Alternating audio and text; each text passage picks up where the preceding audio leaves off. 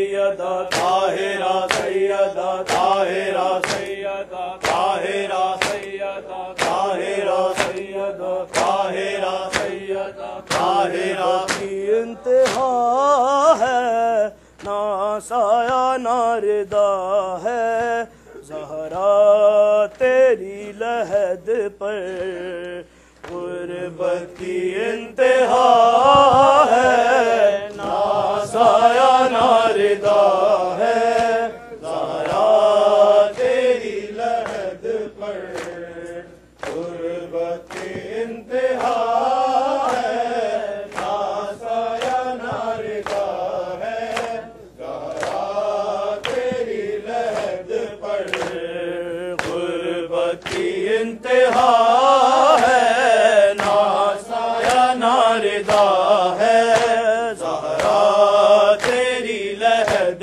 پر غربت کی انتہا ہے، نہ سایہ نہ ردا ہے، زہرا تیری لحد پر غربت کی انتہا ہے، نہ سایہ نہ ردا ہے، زہرا تیری لحد پر غربت کی انتہا ہے، نہ سایہ نہ ردا ہے، زہرا تیری لحد پر غربت کی انتہا ہے، نہ سایہ نہ ردا ہے، زہرا تیری لحد پر غربت کی انتہا ہے، نہ سایہ نہ ردا ہے، زہرا تیری لحد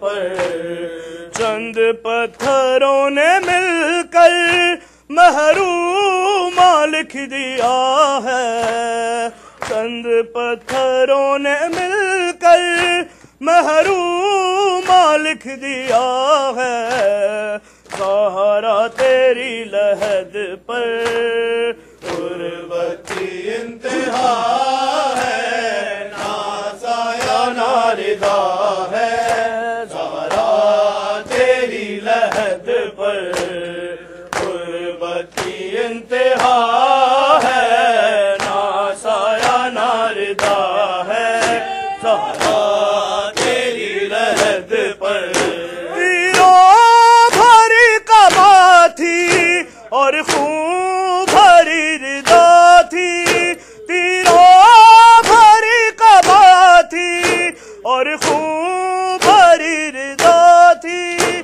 اور خون بھری ردا تھی، جو شام سے بچا تھا زینب نے رکھ دیا ہے، زہرا تیری لحد پر غربت کی انتہا ہے، نہ سایہ نہ ردا ہے، زہرا تیری لحد پر غربت کی انتہا ہے، نہ سایہ نہ ردا ہے، زہرا تیری لحد پر چند پتھروں نے مل کر محروم لکھ دیا ہے، چند پتھروں نے مل کر محروم لکھ دیا ہے، زہرا تیری لحد پر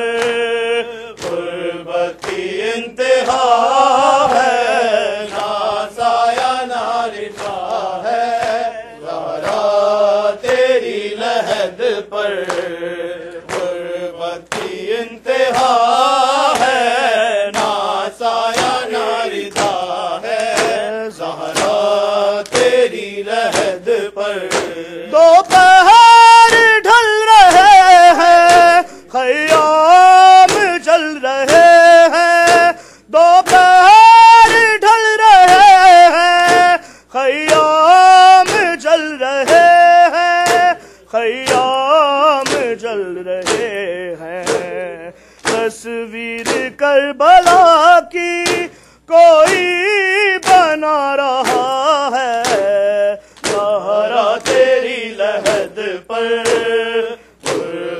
کی انتہا ہے، نا سایہ نا ردا ہے، زہرا تیری لحد پر غربت کی انتہا ہے، نا سایہ نا ردا ہے، زہرا تیری لحد پر غربت کی انتہا ہے، نا سایہ نا ردا ہے، زہرا تیری لحد پر غربت کی انتہا ہے، نا سایہ نا ردا ہے، زہرا تیری لحد پر زندان کی گھٹن سے اور لاش بے کفن سے، زندان کی گھٹن سے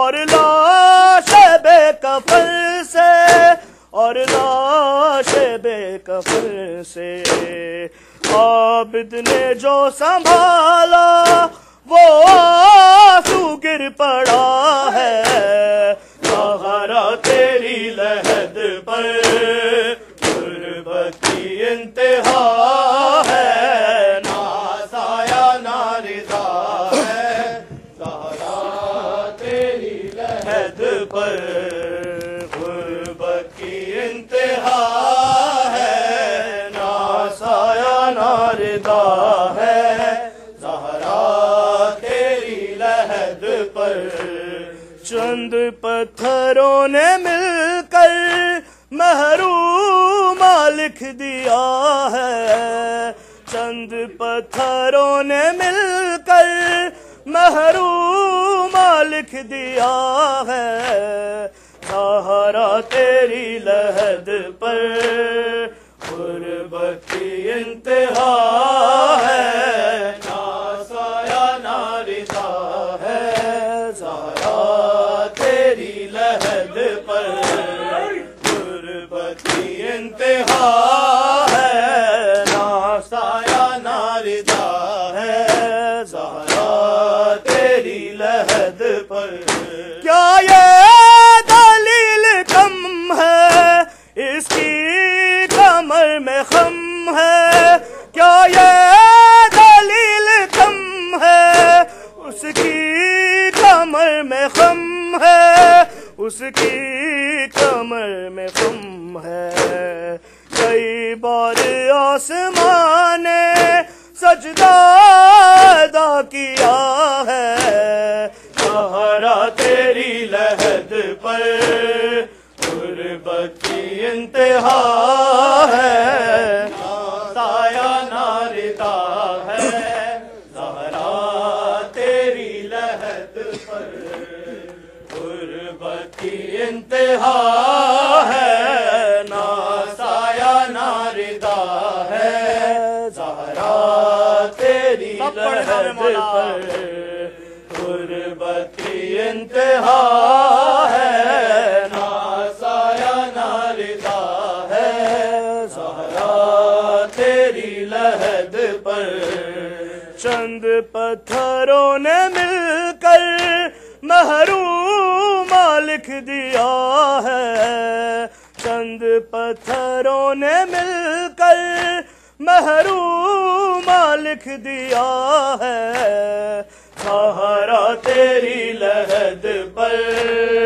غربت کی انتہا ہے، نا سایہ نا ردا ہے، زہرا تیری لحد پر سن کر ہوا بھی روئے، خود کربلا بھی روئے، سن کر ہوا بھی روئے، خود کربلا بھی روئے، خود کربلا بھی روئے، آ کے راہ نجف میں جو مرثیہ پڑھا ہے، زہرا تیری لحد پر غربت کی انتہا ہے، نا سایہ نا ردا ہے، زہرا تیری لحد پر غربت کی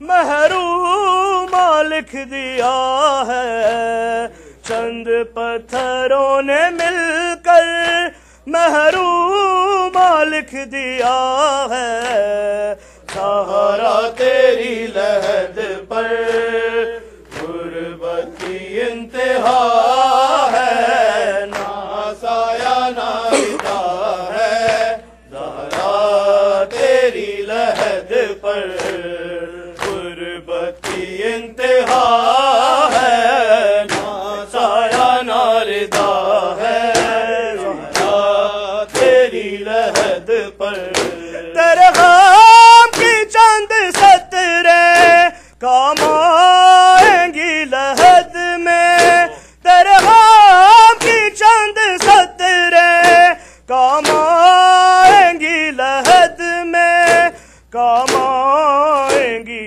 لحد میں، بخشش عقیل کی ہے یہ نوحہ جو لکھا ہے، سہارا تیری لحد پر غربت کی انتہا ہے، نہ سایہ نہ رضا ہے، زہرا تیری لحد پر غربت کی انتہا ہے، نہ سایہ نہ رضا ہے، زہرا تیری لحد پر بلایا اے بابا کلمہ گو تیری زہرا نو دربار بلایا، اے بابا کلمہ گو تیری زہرا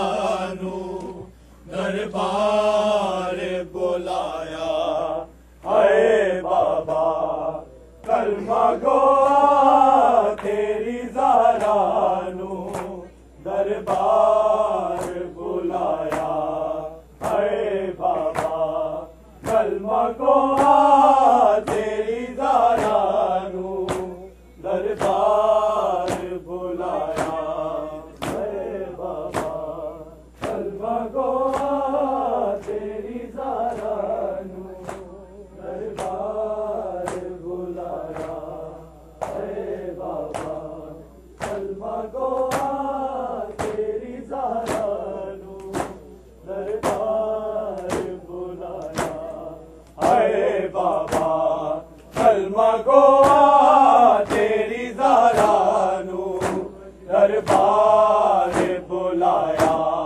اے بابا کلمہ گو تیری زہرا نو دربار بلایا، اے بابا کلمہ گو تیری زہرا نو دربار بلایا، اے بابا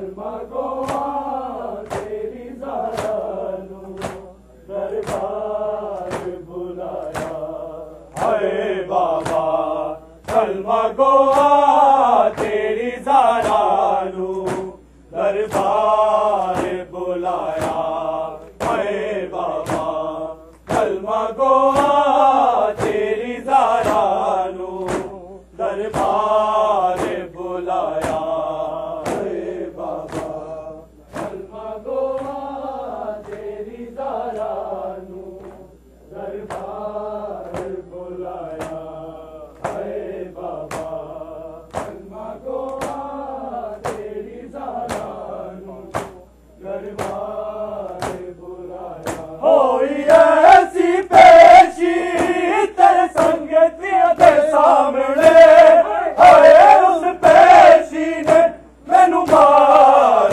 مکایا، اے بابا کلمہ گو تیری زہرا نو دربار بلایا، اے بابا کلمہ گو تیری زہرا نو دربار بلایا، اے بابا کلمہ گو تیری زہرا نو دربار بلایا، ہوئی ایسی پیش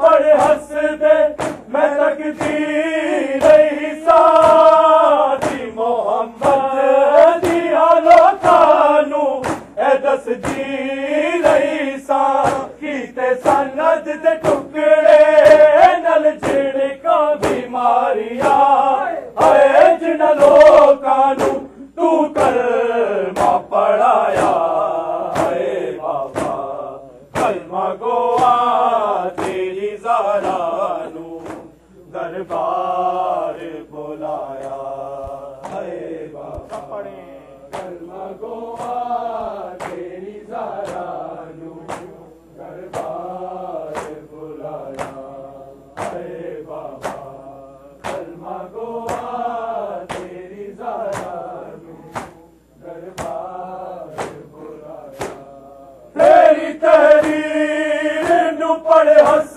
دے میں تقدیر عیسیٰ دی محمد دی آلو کانو اے دس دیر عیسیٰ کیتے سند دے ٹکڑے نل جھڑکا بیماریاں اے جن لوکانو تو کلمہ پڑھایا اے بابا کلمہ گوا تیری زہرا نو دربار بلایا اے بابا کلمہ گوا تیری زہرا نو دربار بلایا اے بابا کلمہ گوا تیری زہرا نو دربار بلایا تیری تحریر نو پڑھ ہس دے میں تقدیر عیسیٰ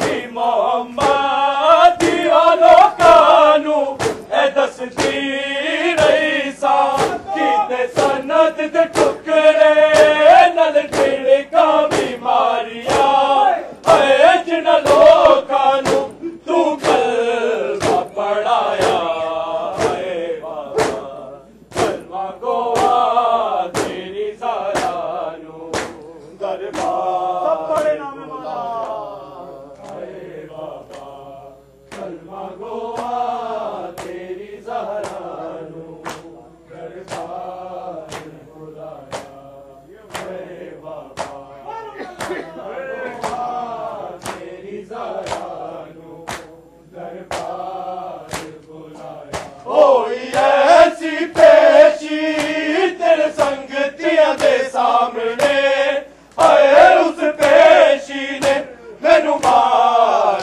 مکایا اے بابا کلمہ گوا تیری زہرا نو دربار بلایا اے بابا کلمہ گوا تیری زہرا نو دربار اے بابا کلمہ گوا تیری زہرا نو دربار بلایا بعد تیرے تیری امت نے کی قدر پائی کولیا حق میرے پترا تو کی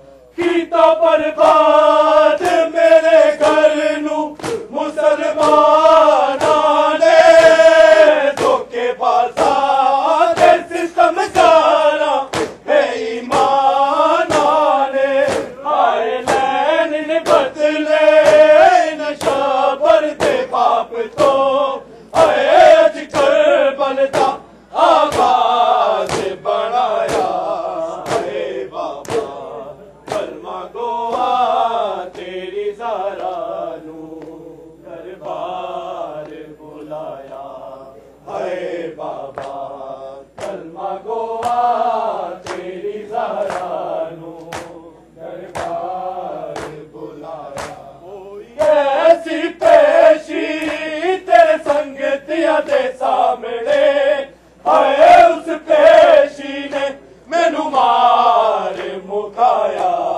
ਹਾਏ ਬਾਬਾ ਕਲਮਾ ਗੋਆ ਤੇਰੀ ਜ਼ਾਰਾ ਨੂੰ ਦਰਬਾਰ ਬੁਲਾਇਆ ਹਾਏ ਬਾਬਾ ਕਲਮਾ ਗੋਆ ਤੇਰੀ ਜ਼ਾਰਾ ਨੂੰ ਦਰਬਾਰ ਬੁਲਾਇਆ ਹਾਏ ਬਾਬਾ ਕਲਮਾ ਗੋਆ ਤੇਰੀ ਜ਼ਾਰਾ ਨੂੰ ਦਰਬਾਰ ਬੁਲਾਇਆ ਕੀਤਾ ਬਰਬਾਦ ਮੇਰੇ ਘਰ ਨੂੰ ਮੁਸਲਮਾਨਾਂ ਨੇ ਧੋਖੇਬਾਜ਼ਾਂ ਤੇ ਸਿਤਮਕਾਰਾਂ ਬੇਈਮਾਨਾਂ ਨੇ ਹਾਏ ਲੈਣ ਬਦਲੇ ਨਸ਼ਾ ਭਰਦੇ ਬਾਪ ਤੋਂ ਹਾਏ ਅੱਜ ਕਰਬਲ ਦਾ ਆਵਾਜ਼ ਬਣਾਇਆ ਹਾਏ ਬਾਬਾ